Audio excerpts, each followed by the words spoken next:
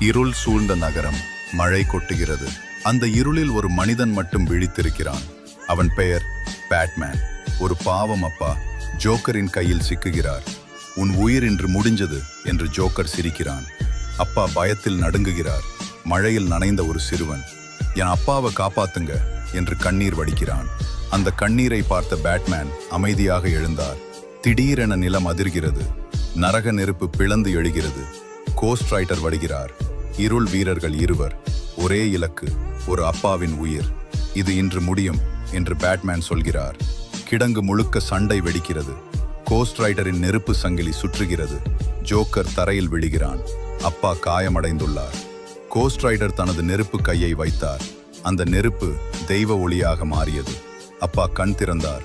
மகன் கட்டிப்பிடிக்கிறான். பின்னால் அமைதியாக நிற்கிறார் பேட்மேன். நெருப்பாக மறைகிறார் கோஸ்ட் ரைடர். அப்பாவின் உயிர் என்பது ஒரு குடும்பத்தின் இதயம். தீயை விட வலிமையானது.